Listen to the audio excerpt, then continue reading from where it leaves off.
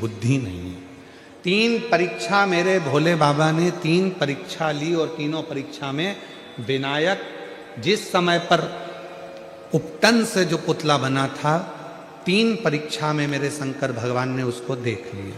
पहले नंबर पर अपनी माता का नाम नहीं बता पाया, दूसरे नंबर पर उद्दंडता में शिवजी को अपशब्द कह दिया और तीसरे नंबर पर भगवान शंकर ने जैसे ही शस्त्र उठाया मारने के लिए तो उसने भी अपना शस्त्र उठा लिया शिवजी को मारने के लिए। समझ नहीं पाया कि ये उम्र में बड़े हैं।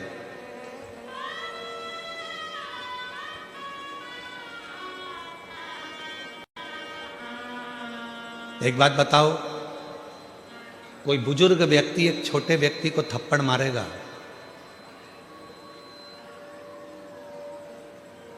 तो कोई दिक्कत है क्या? जम के बताओ, नहीं। पर कोई छोटा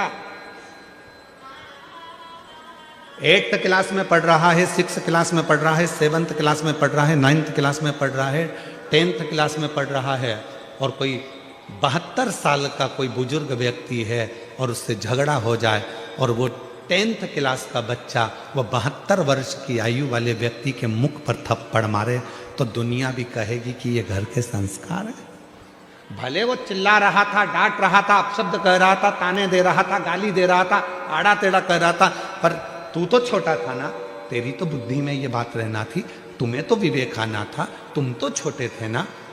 क्षमा मांग लेते, वो डांट भी देते, मार भी देते, लड़ाई भी कर लेते, कुछ कह भी देते तो चल जाता, पर तुम छोटे होकर बड़े पर हाथ उठा रहे हो, ये श्रेष्ठता नहीं। 3 परीक्षा, 3 परीक्षा, और वो 3 परीक्षा जो ली गई, वो 3 परीक्षा में बालक फेल होता चला गया, तीनों परीक्षा में फेल।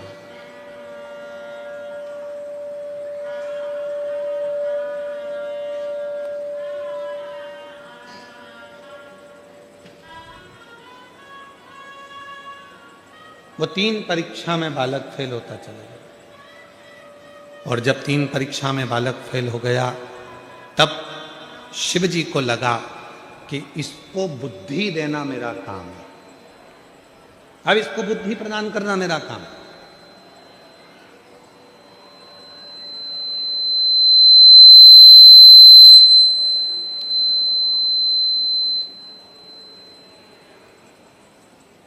अब इसको बुद्धि देना पड़ेगा मुझे, अब बुद्धि प्रदान करना पड़ेगा मुझे।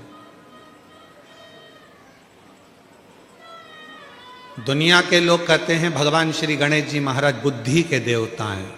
शिव महापुराण की कथा कहती है कि गणेश जी महाराज को भी अगर बुद्धि प्रदान कर रहे हैं तो वो मेरे देव अधिदेव महादेव प्रदान कर रहे हैं, मेरे शिव।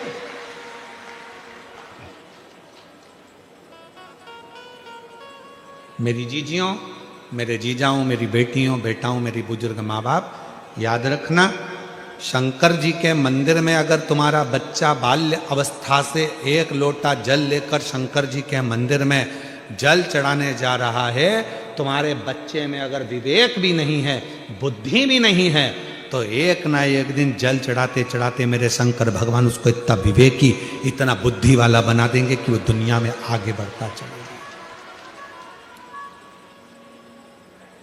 इतना विवेकी, इतना बुद्धि वाला बना देंगे कि वो आगे बढ़ता चलेगा।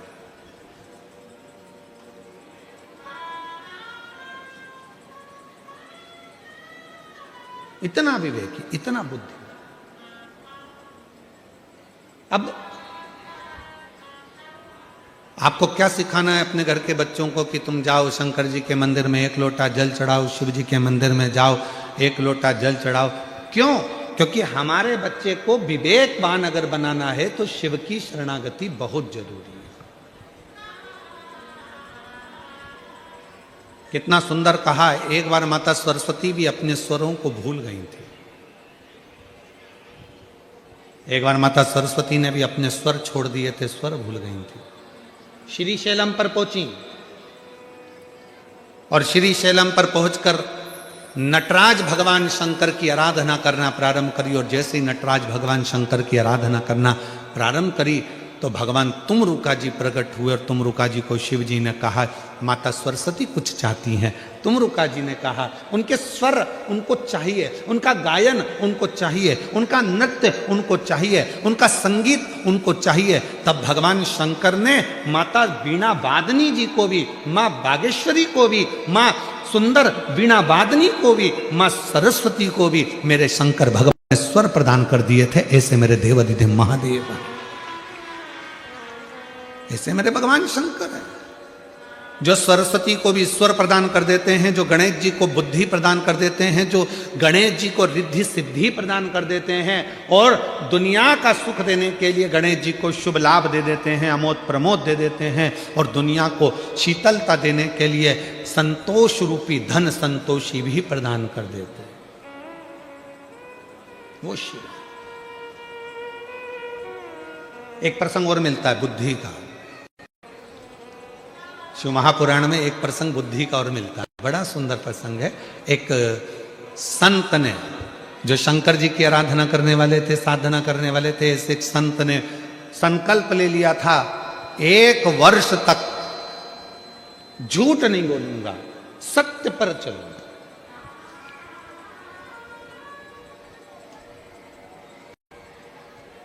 अपनी जिंदगी को सत्य में निकालूंगा, सत्य पर चलूंगा, सत्य से वर्णन करूंगा, सत्य।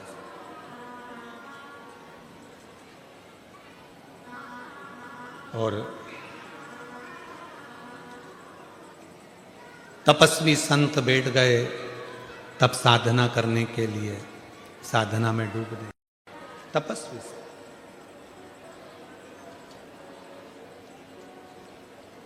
एक लक्ष्य बनाया 1 वर्ष का कि झूठ नहीं बोलूंगा। हम आप लोगों से भी निवेदन करते हैं कि आप शिव जी को मानने वाले जितने भी शंकर जी के भक्त हैं उनसे निवेदन है, पूरे साल आप सत्य नहीं बोल सकते, 6 महीना सत्य नहीं बोल सकते, 3 महीना सत्य नहीं बोल सकते, तो हमारा तो निवेदन है 12 महीने में 12 शिवरात्रि आती है, उस शिवरात्रि के दिन भले आप व्रत करें चाहे ना करें, एक व्रत धारण कर लो कि आज के दिन मैं झूठ नहीं बोलूंगा, सुबह से शाम तक मैं केवल सत्य ही बोलूंगा। आप मत बोलो, हमें मालूम है तुम पूरी साल सत्य नहीं बोल पाओगे, और अगर सही में सत्य बोल दोगे तो हो सकता है कि घर में झगड़ा भी हो जाए। हो सकता है वो एक कथा मिलती है ना कि एक बहुत विद्वान महाराज, बहुत विद्वान पंडित जी, इतने विद्वान लोग कहते थे इतने विद्वान पंडित जी तो मरेंगे तो सीधे स्वर्ग जाएंगे, और पंडित जी मरे तो नरक चले गए। अब इतने विद्वान पंडित जी जब नरक गए तो नरक में मोहल्ले के लोग भी गए बहुत सारे, तो उन्होंने पूछ लिया क्यों पंडित जी, तुम तो इतनी बड़ी सोसाइटी में रहते थे, तब भजन करते थे, तब प्रवचन करते थे, इतनी कथा कहते थे, और तुम मरने के बाद में नरक आ गए, तुम्हें तो स्वर्ग जाना था, आखिर तुम नरक क्यों आए? पंडित जी बोले मेरी ओर नहीं आया, मेरी पत्नी के कारण नरक आया। तो तुम तुम्हारी पत्नी के कारण नरक क्यों आए? तो कहा मैं बस कहीं पर भी निकलता था, रोज सुबह के समय पर मेरी पत्नी तैयार होकर आती और मुझसे पूछती कि मैं कैसी लग रही, बस उसी के चक्कर में मैं नरक पहुंच गया। तो तुम उसके चक्कर में नरक कैसे पहुंच गए? तुम मेरे को रोज सुबह से मेरी पत्नी पूछती मैं कैसी लगती हूँ, और मुझे बोलना पड़ता था तुम बहुत अच्छी लगती है। मतलब मेरे को रोज सवेरे सवेरे एक झूठ बोलना पड़ता था, लगती अच्छी नहीं थी फिर भी कहना पड़ता, इसी के चक्कर में मैं नरक पहुंच गया। बस वो एक चक्कर था। तो मेरी जीजियों, आप लोगों से भी निवेदन है, मेरे जीजा जी से रोज मत पूछा करो कि मैं कैसी लग रही हूँ, वो बापड़ा तुम्हारे चक्कर में स्वर्ग की जगह नरक पड़ी जावे, कहा मतलब था मैं कैसी लग? ये मेरी पत्नी के चक्कर में हो। तो कहा तुम पूरा समय अगर सत्य नहीं बोल सकते तो केवल एक दिन ऐसा निकालो कि उस दिन मैं सत्य बोलूंगा, और सत्यम शिवम।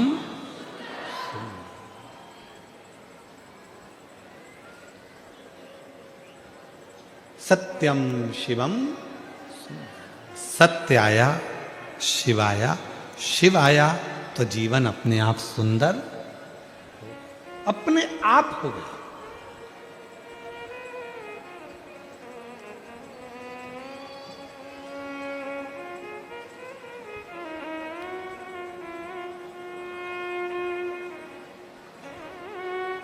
एक हमारे शैलेंद्र भाई बोलते हैं ना, सत्य ही शिव है, शिव ही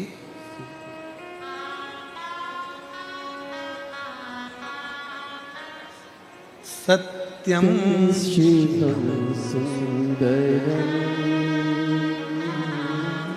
सत्यम शिवम सुंदरम। ईश्वर सत्य है, सत्य ही शिव है, शिव ही सुंदर है। सत्यम शिवम सुंदरम, सत्यम शिवम सुंदरम। सत्य ही शिव का एक प्रतिबिंब स्वरूप। ईश्वर सत्य है, सत्य ही शिव है, शिव ही सुंदर है। सत्यम शिवम सुंदरम, सत्यम शिवम सुंदरम। यही सत्य को एक संत ने अपने अंदर ये बात उतार ली कि 1 साल तक मैं सत्य बोलूंगा, झूठ नहीं बोलूंगा। एक वन में बैठकर तपस्या करने के लिए वो संत बैठ गए। कसाई के हाथ से गाय छूट गई और वो गाय भागी वन में। संत बैठे थे, कसाई दौड़कर पहुंचा, संत से पूछा, क्यों बाबा, यहां से गाय निकली थी, तुमने देखी? अब संत चक्कर में पड़ गए। अगर बोल दूं कि गाय देखी है तो कसाई गाय को पकड़ेगा और काट देगा तो गौ हत्या माथे चढ़ जाएगी, और अगर झूठ बोलता हूं तो मेरा साल भर का व्रत बेकार हो जाता है। अगर झूठ बोलता हूं तो मेरा वर्ष भर का व्रत बेकार हो जाता है।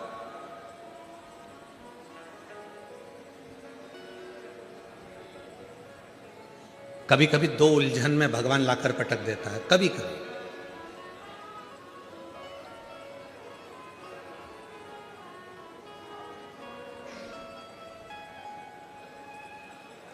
और वो 2 उलझन में परमात्मा ने लाकर छोड़ दिया सत्य के साथ। कसाई पूछ रहा है, बाबा जल्दी बताओ मेरी गाय देखी क्या? अगर बता दूंगा तो गाय कट जाएगी, गौ हत्या माथे चढ़ जाएगी, और अगर नहीं बताऊंगा, झूठ बोल दूंगा तो ये लगेगा कि मैंने 1 साल का नियम लिया था, मेरा सत्य चलेगा। अब ऐसी उलझन में करूं क्या? तो जो संत शिव की साधना करने बैठे था, उस संत ने कहा, हे भोले बाबा, मुझ में बुद्धि नहीं है, विवेक नहीं है।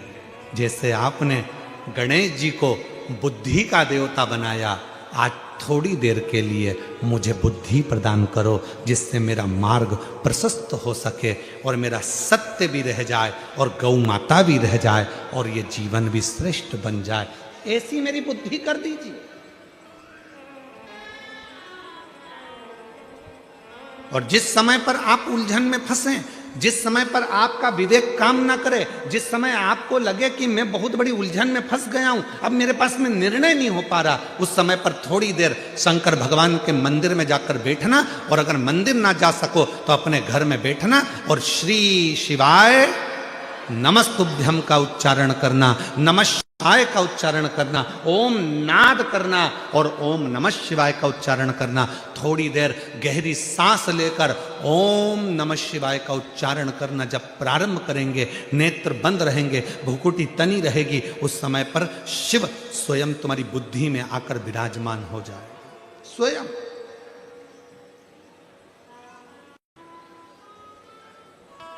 लंबी श्वास के साथ में जब ओम का नाद निकलता है, ओम का,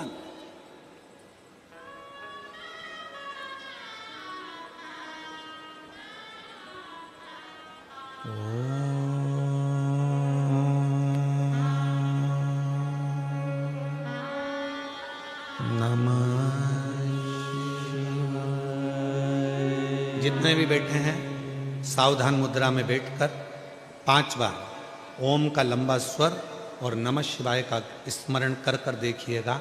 नेत्र थोड़े से बंद रहेंगे, भुकुटी में आपका ध्यान रहेगा, मस्तक के केंद्र बिंदु ब्रह्मांड में आपकी बुद्धि जाएगी और आप शिव से ये आह्वान करेंगे कि मुझे अच्छी बुद्धि, अच्छा विवेक दीजिए, मुझे ऐसा बुद्धि और ऐसा विवेक दीजिए कि जिंदगी में मैं कभी धोखा ना खाऊं, किसी के दरवाजे पर जाकर मुझे मांगने की जरूरत ना पड़े, जो मिले तेरे दरवाजे से मिले। शिव तेरी साक्षीकरण मेरे ब्रह्मांड के केंद्र बिंदु में हो, ऐसा स्मरण कर कर सावधान मुद्रा में ओम का लंबा नाद, साथ में नमः शिवाय का स्मरण।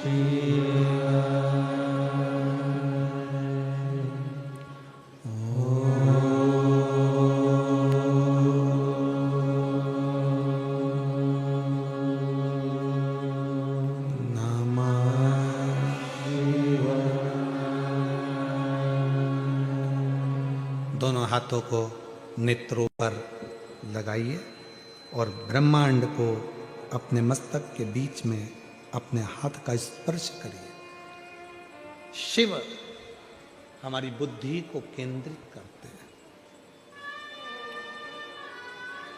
आपको कुछ देर के लिए ऐसा लगेगा जैसे कोई बिंदु मेरे सिर के अंदर घुस रहा है, प्रवेश कर रहा है, कोई बिंदु मेरे भीतर आ रहा है।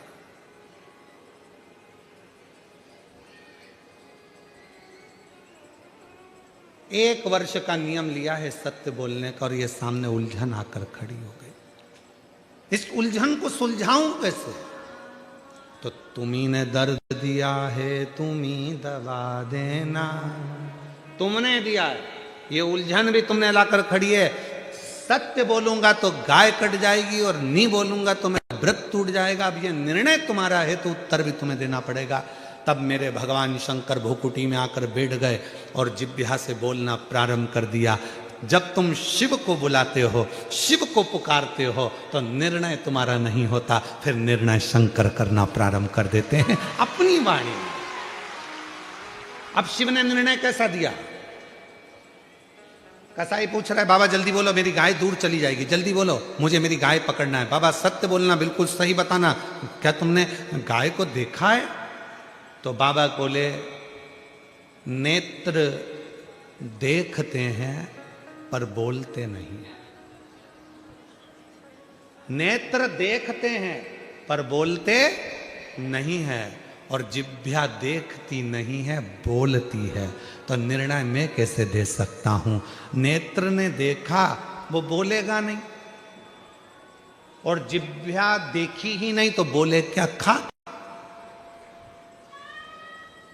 उस कसाई ने कहा ये तो बाबा पागल है, न जाने कहां कहां की बात कर रहा है। उसने छोड़ा और गाय ढूंढने चला गया।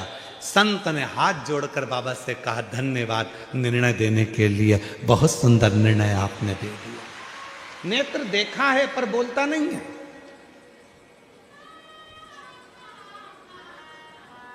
कभी कभी अपने घर की मर्यादा को बचाने के लिए, कभी कभी अपने घर की मर्यादा को रखने के लिए, कभी कभी अपने घर की मर्यादा को सुरक्षित रखने के लिए घर के बुजुर्गों को भले आंखों से वो कुछ भी देख लें पर उनकी जिह्वा बोलती नहीं है,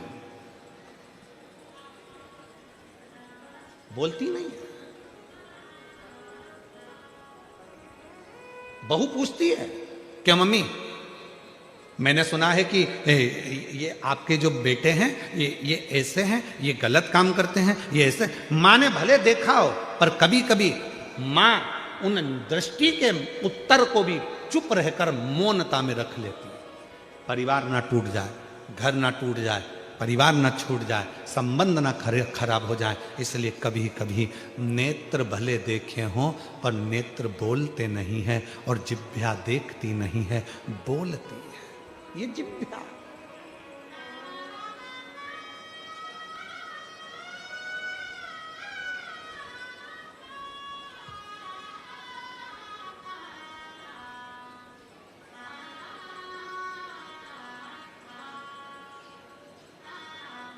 तुम्हारे यहां लड़ाई में बंदूक चलती है? अरे उत्तर तो दो। डंडे चलते हैं, तलवार चलती है। अरे जब बड़े बड़े दंगे होते हैं, लड़ाई होती है, विवाद होते हैं तो बोल दो तो सही। जूता चलता है, चप्पल चलती है, घूसे चलते हैं। अरे बोलो तो जम के। डंडे चलते हैं, तलवार चलती है, बंदूक चलती है। बंदूक कब चलती है, तलवार कब चलती है, डंडे कब चलते? छोटू भाई बहुत अच्छा प्रसंग है, स्मरण करिएगा। डंडे चलते हैं, तलवार चलती है, जूता चलता है, चप्पल चलती है और घूसे चलते हैं। ये सब बाद में चलते हैं, सबसे पहले जीवान चलती है। अगर ये जीवान नहीं चले तो तलवार भी नहीं चले, घूसा भी नहीं चले, जूते भी नहीं चले, चप्पल भी नहीं चले, बंदूक भी नहीं चले और तलवार भी नहीं चले। अगर ये जीवान नहीं चले तो सबसे पहले चलती है जीवान, और जीवान चलती है तब जीवान की लड़ाई इतनी बढ़ जाती है कि आखिरी में तलवार चलती है, फिर बंदूक चलती है, फिर फरसे चलते हैं, जूता चलता है, चप्पल चलता है, घूसे चलते हैं। कब चलते हैं? जब जीवान चलती है। इसलिए निवेदन है ये सब अपने जगह पर रखे कि रखे रहेंगे, एक भी नहीं चलेगा अगर तुम्हारी जीवान ना चले तो। जीवान को कंट्रोल में रखो, जीवान कंट्रोल। जिह्वा कंट्रोल में होगी तो किसी की सामर्थ्यता नहीं है कि कहीं का जूता उठा के चला दे, चलाए वाला।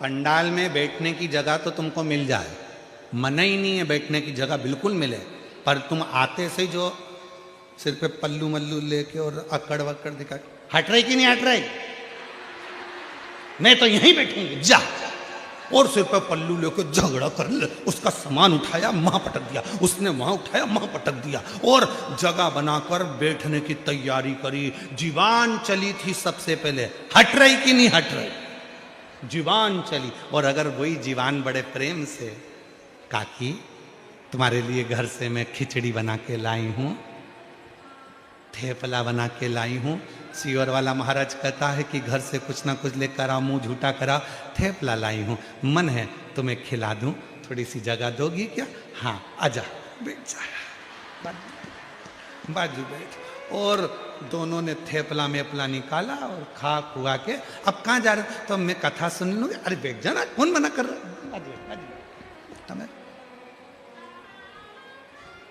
थेपला और फाफड़ा तो इतना कमाल करता है कि लोचे की तो जरूरत ही नहीं पड़ती, इतना काम कर दिया। अब तुम प्रेम की भाषा, प्रेम की भाषा।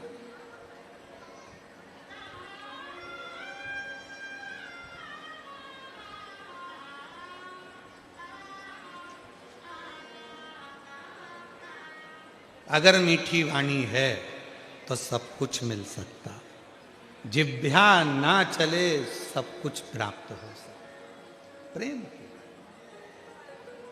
सबसे ज्यादा ट्रेन में अगर दोस्ती होती है तो तंबाकू खाने वालों की होती है। काहे मिश्रा जी, ठीक बोले हैं हम तुमसे इसलिए बोले, तुम उत्तर प्रदेश से आते होगे तो कभी कभी तुम्हारी ट्रेन में भी देखना। सबसे अच्छी दोस्ती अगर होती है सेंगर जी तो तंबाकू खाने वालों की दोस्ती बड़ी अच्छी होती है, बहुत लड़ाई झगड़ा, बहुत जगह नहीं मिल रही, ये नहीं मिल रही, वो नहीं मिल रही, खूब लड़ाई झगड़ा, और इतनी देर में लड़ाई झगड़ा करा, जगह नी भी दे रहा है, नी भी दे रहा है, नी भी दे रहा है, और जो खड़ा हुआ व्यक्ति है ना वो धीरे से जेब में से निकाल ले और मल ले।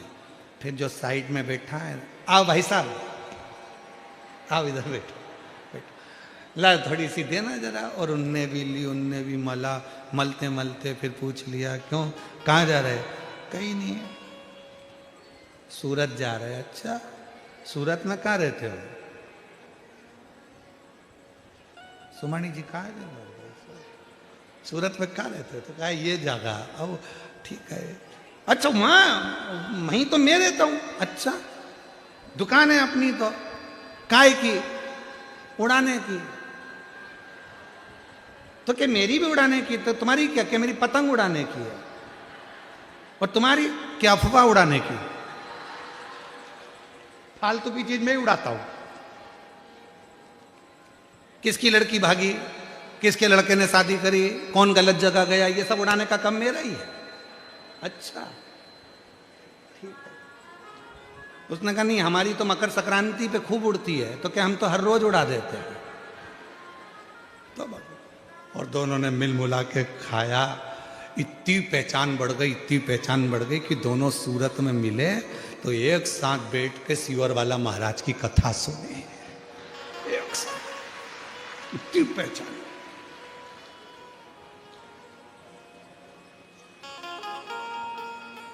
अभी ट्रेन के लोग देख रहे थे, इतनी भयंकर लड़ाई चल रही थी कि जूता चप्पल चल जाते हैं, एक दूसरे की गिरबान पकड़ ली, लड़ लिए, झगड़ लिए, पर वो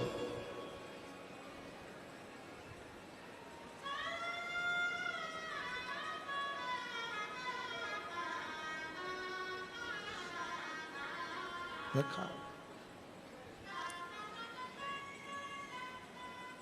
और ऐसा नहीं है कि वहीं पर काम ये होता है, कई लोग कथा में भी आते हैं, वो धीरे धीरे बैठकर जेब में से निकाल के मल लेते हैं, फिर भजन का इंतजार करते हैं, बाबा भजन कब गाएगा। और महाराज जी ने जैसे ही भजन गाया, भोला सब दुख काटो, भोला सब दुख काटो। और जैसे ही महाराज जी ने कहा हार हार महा गया।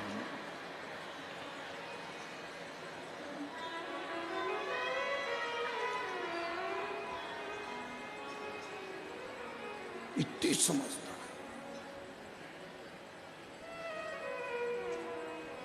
अरे तेरी कृपा का क्या है भरोसा, कब किस पर हो, जरा सी हम पर कर दो, जरा सी हम पर कर दो।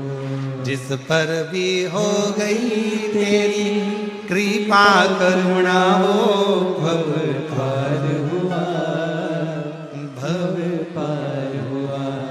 पापी हो जाए इतना, उसका भी बाबा उद्धार हुआ, उद्धार हुआ। गिद्ध अजामिल गणिका जैसे तेरे मन को भाए, जरा सी हम पर कर दो, जरा सी हम पर कर दो। ये उसकी कृपा है। तो निर्णय कौन देगा? शिव। बुद्धि कौन देगा? शिव। चरण उसने दिए हैं तो पथ कौन देगा? शिव। पेट उसने दिया है तो भोजन कौन देगा? शिव। नेत्र उसने दिया है तो एक बार दर्शन कौन देगा? तो वो शिव देगा, कभी ना कभी देगा। विश्वास प्रबल, विश्वास। और विश्वासी तो शिव है। एक पत्र अच्छा है, देखिए, विश्वास शिव है, पत्र देखिए।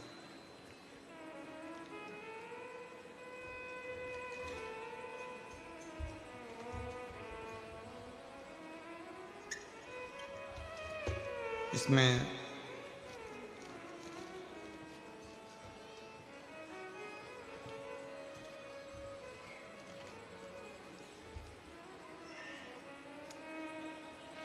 नाम नहीं लिखा, इसलिए इस पत्र को हम नहीं पढ़ रहे हैं, उसमें नाम ही नहीं है किसका है। चरणों को नमन करती हूँ, पशुपतिनाथ का व्रत बताए थे वो करा, और तीसरे व्रत में ही मेरे बेटे की गवर्नमेंट जॉब लग गई। मैं बाबा को यहाँ प्रणाम करने आई हूँ। अनीता गुप्ता सूरत से है, कहीं बैठी हो? अनीता गुप्ता सूरत से। मेरे बेटे का गवर्नमेंट जॉब लग गया है, मैं बाबा को यहाँ प्रणाम करने के लिए आई हूँ। एक पत्र और बड़ा सुंदर है।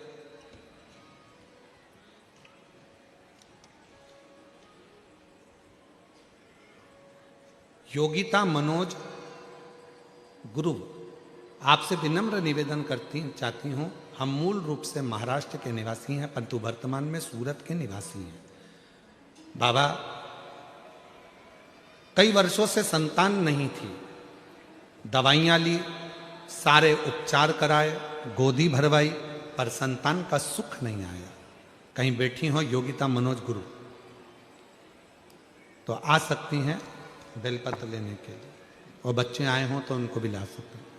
कई वर्षों तक संतान का सुख नहीं हुआ, तब आपके अनुसार हमने सीहोर के कंकर शंकर मंगवाकर प्रतिदिन उसका पूजन किया, जल का सेवन किया, पशुपति नाथ का व्रत किया, उपवास रखा, आपके तुमरुका जी नाम स्मरण करते हुए सफेद आंकड़े की जड़ शंकर जी के मंदिर में जाकर बांधी। इन सभी उपायों को हमने पूरे वर्ष तक निरंतर श्रद्धा नियम के साथ किया, और बाबा ने ऐसी कृपा कर दी कि 22 जुलाई 2024 को शिव की कृपा से मेरे घर में जुड़वा 2 पुत्रों ने जन्म लिया। पहले पुत्र का नाम हमने रुद्र रखा है, दूसरे पुत्र का नाम हमने रोशन रखा है। दोनों का हम फोटो लगा रहे हैं। ये शिव की कृपा से, बाबा की कृपा से हमें प्राप्त हुए हैं, जो कई वर्षों के बाद जब हम कई वर्ष निकल गए, संतान का सुख नहीं हुआ था, तब शिव की कृपा से ये संतान का सुख प्राप्त हुआ। अर्थात विश्वास, भरोसा, दृढ़ता, ये आपके भीतर होना चाहिए। जब आपने विचार कर लिया कि मेरी बुद्धि मेरी नहीं है, शिव देंगे, मैं अड़चन में फंसी हुई हूं, मैं सोच नहीं पा रहा कि मैं क्या करूं, कोई निर्णय नहीं हो पा रहा, तब उस शिव को बुला। श्री शिवाय नमस्तुभ्यं, श्री शिवाय नमस्तुभ्यं, श्री शिवाय नमस्तुभ्यं, श्री शिवाय नमस्तुभ्यं, श्री शिवाय नमस्तुभ्यं, श्री शिवाय नमस्तुभ्यं। तब निर्णय देगा तो शिव देगा। पार्वती मैया ने अपने तन के उपटन से बालक का निर्माण तो कर दिया, पर उसमें विवेक कहां से आए, बुद्धि कहां से?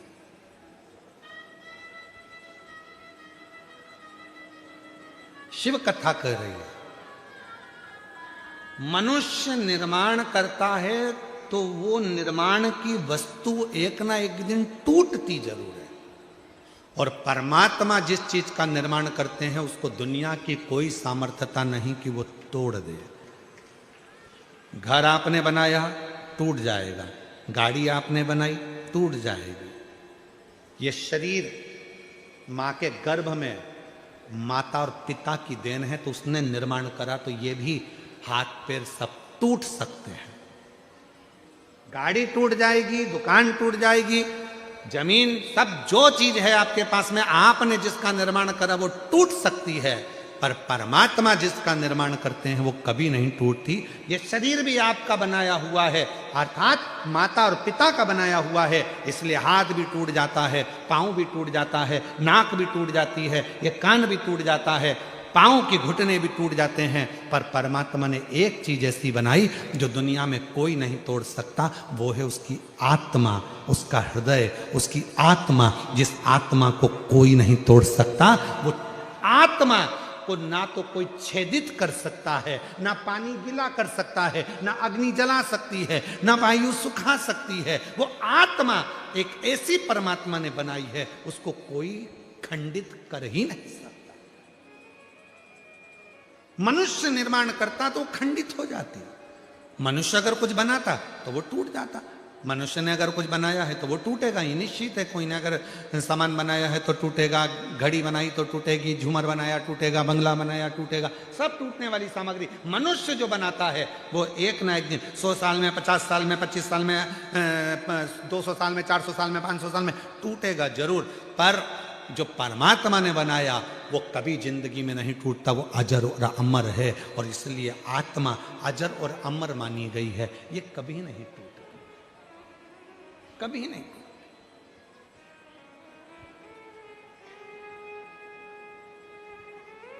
पार्वती जी ने एक बार शिव जी से पूछ लिया था, आप जब इस आत्मा को अमर कर सकते हो, आत्मा को नहीं टूटने देते हो, तो क्या आप अपने भक्त को भी कभी टूटने नहीं देते हो? शिव जी ने वचन दिया, सुनो पार्वती, जो मेरा ध्यान करता है, जो मुझे भजता है, मेरा स्मरण करता है, उसको दुनिया में कभी मैं टूटने नहीं देता, उसको इतना मजबूत कर देता हूं कि वो प्रखर हो जाता है, प्रबल। बस वो विश्वास मुझ पर करे, वो भरोसा मुझ पर करे। उसको ये विश्वास होना चाहिए कि उधर मेरे परमात्मा ने दिया है तो पेट वो भरेगा। हाँ, मेहनत तुम्हें करना है, परिश्रम तुम्हें करना है, संघर्ष तुम्हें करना है। सियोर वाला बाबा कहता है कि एक बेलपत्री में शहद लगाकर शंकर भगवान को लगाओ और फिर बाबा निर्णय देगा। पर सियोर वाले महाराज ने उसके साथ में एक बात और कही है कि मेहनत तुम्हें करना पड़ेगा, रात दिन एक करना पड़ेगा, पूरा परिश्रम तुम्हें करना पड़ेगा।